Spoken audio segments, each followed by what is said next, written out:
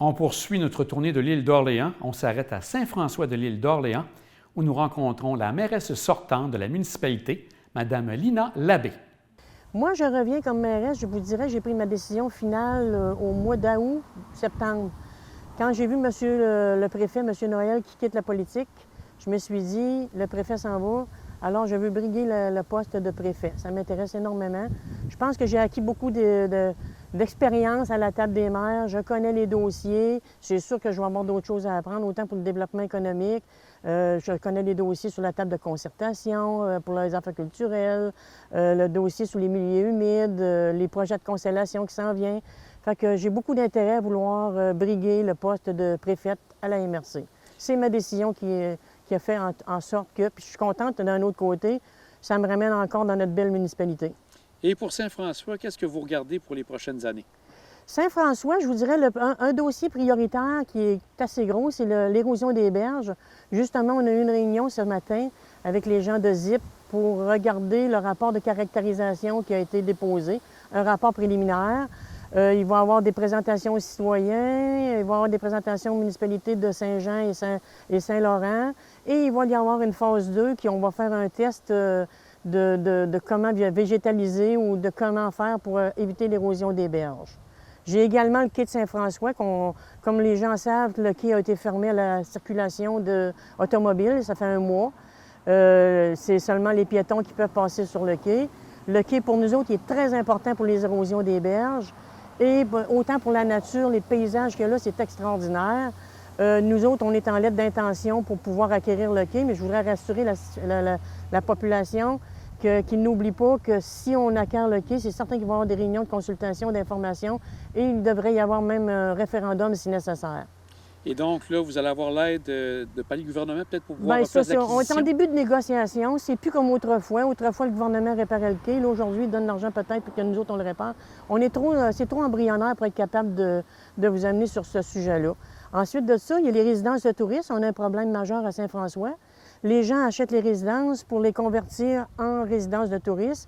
Fait que la population diminue.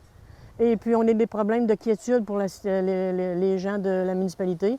Alors, on a commencé à réglementer et on va ajouter des usages conditionnels pour arrêter la baisse de population. Parce que je pourrais vous dire, sur 19 résidences qui s'est vendues l'année dernière, il y en a 14 qui se sont rendues en résidence de touristes. Fait qu'on est en train de vider le village.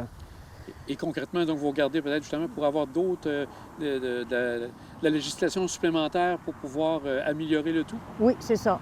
Après de ça, dans les dossiers, je vous dirais que la sécurisation du village, sécuriser le village parce qu'on a plusieurs commerces qui sont ouverts depuis quelques années, puis on est bien contents, ça amène du tourisme, puis ça amène de la vie dans le village.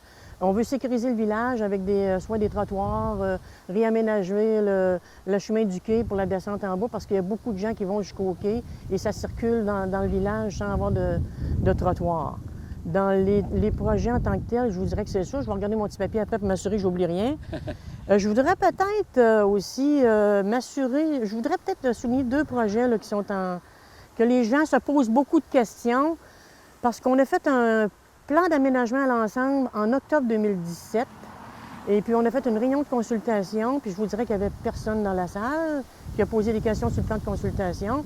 Parce que le plan d'aménagement, on l'a fait parce que le boisé entre le centre communautaire et le parc de la Tour du Nordais ne nous appartient pas.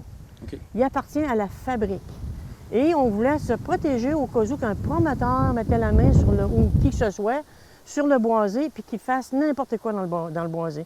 Fait qu'avec ce plan d'aménagement-là, on a encadré le boisé que s'il y a quelque chose, bien, ils ont des normes à suivre.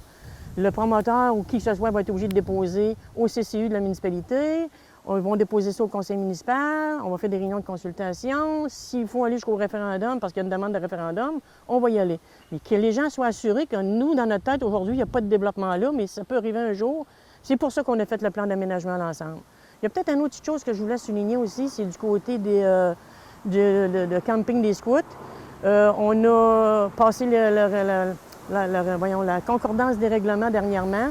Et le camp des scouts, sauf s'ils ont un droit acquis, c'est considéré comme c'était conservation. Il y a le mot récréo-touristique parce que les scouts sont là depuis des années. C'était des campements pour les scouts. Fait que c'est pour ça que c'est récréo-touristique. Mais la grille de zonage fait que c'est considéré comme conservation. Ça, je voulais mettre ça au clair.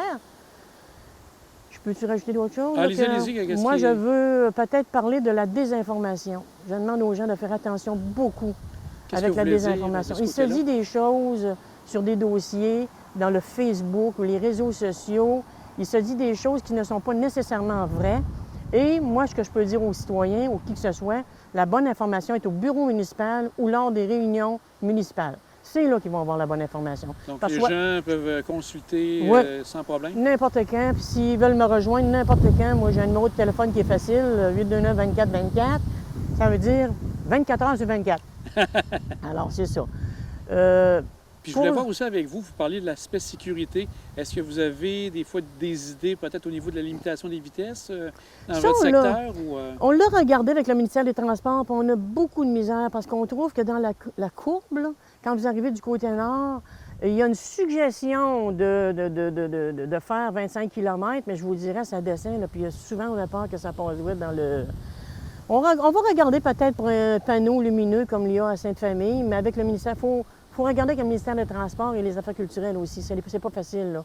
Mais on a un problème dans la municipalité, dans le village, pour la vitesse, ça, c'est évident. Mais avec nos trottoirs, au moins, on va peut-être protéger les piétons, puis notre entrée du quai, là, c'est important.